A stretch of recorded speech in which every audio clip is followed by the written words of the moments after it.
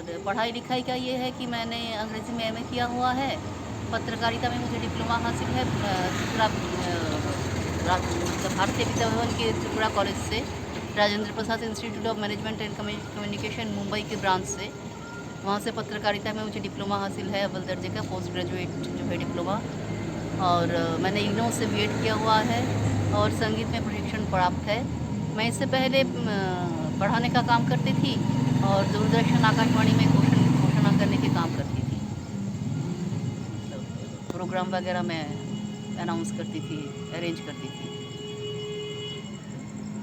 भाषाएं मुझे एक से ज़्यादा भाषाएं आती है।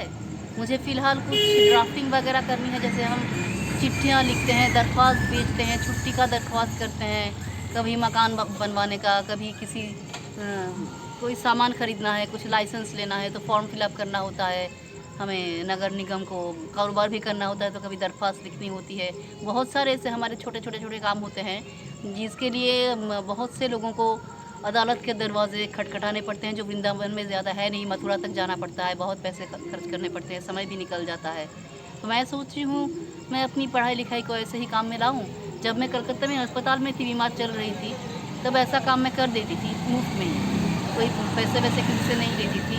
तो अस्पताल है, वहाँ दूसरे पेशेंट्स किसी की डेथ हो जाती थी, माता जी की या पिताजी की डेथ हो जाती थी, तो फॉर्म मुझसे फिलअप करवा लेते थे। कभी किसी को इलाज के लिए कुछ दरख्वास्त लिखाने की ज़रूरत पड़ती तो वो मुझसे लिखवा लेते। वहाँ मैं बंगला में करती थी, यहाँ मैं हिंदी में कर दूँगी, कोई बात नहीं है। हिंदी में और हिंदी टू इंग्लिश, अंग्रेज़ी से हिंदी, हिंदी से अंग्रेज़ी मैं अनुवाद भी कर दूँगी, तर्जमा, कोई परेशानी नहीं है। थोड़ी सी मैं उसमें मेहनत आना थोड़ा सा मुझे लगेगा। आपके साथ ऐसा क्या हुआ है जो आप ऐसी स्थिति में आ गए? मतलब मैं कारोबार कर रही थी, मतलब वो बताया आपने? प्रॉपर्टी वगैरह बेचकर जो थोड़े बहुत पैसे मिले थे उससे मैं कारोबार कर रही थी। मतलब अच्छे हिसाब किताब से थे, मतलब ऐसा फिर ऐसा हाँ, कैसे? मतलब पार्टनर था वो मेरी बीमारी और सेकंड कोविड का जो सेकंड वेव आया था लॉकडाउन का 2021 का अप्रैल से, उसका दोनों का फ़ायदा उठाया और मेरा बैंक अकाउंट उसने हैक किया। आपके पार्टनर ने? हाँ। अच्छा। फिर भी वो मुझे सूद दे रहा था, उसी पर मेरा गुजारा होता रहा। पिछले साल वो भाग गया, फिर भी पैसे भेज रहा था, मैं पैसे ऐंठ रही थी, उससे ला रही थी पैसे।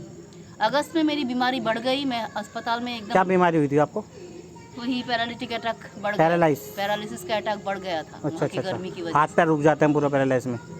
हाँ, हाथ पैरालाइज में हाथ वाथ पूरा रुक जाता है ना? पूरे ऐसे अकड़ जाते हैं, जबड़े अकड़ जाते हैं, मैं बात नहीं कर पाती हूँ, सिर्फ सांस चलती रहती है किसी तरह से, बहुत मुश्किल से। देखो भक्तजनों, इनको जो भी है इन्होंने बताया काफ़ी पढ़ी लिखी है, ठीक है, हिसाब किताब से परकम हमारे पे हैं हमारी माता जी, तो इनका जो भी कुछ हो तो बताइएगा।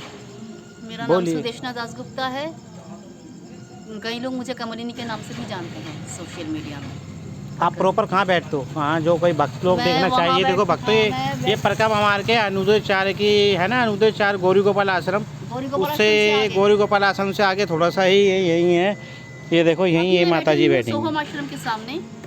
आमतौर पर मैं बैठती हूँ वहाँ श्री रामधाम आश्रम से थोड़ा आगे, राधा किशोरी और श्री रामधाम आश्रम के बीचों बीच। तो देखो भक्तों, इनको जो भी हो इनको देखो, लैंप पोस्ट है, लैंप पोस्ट के नीचे बैठती हूँ मैं।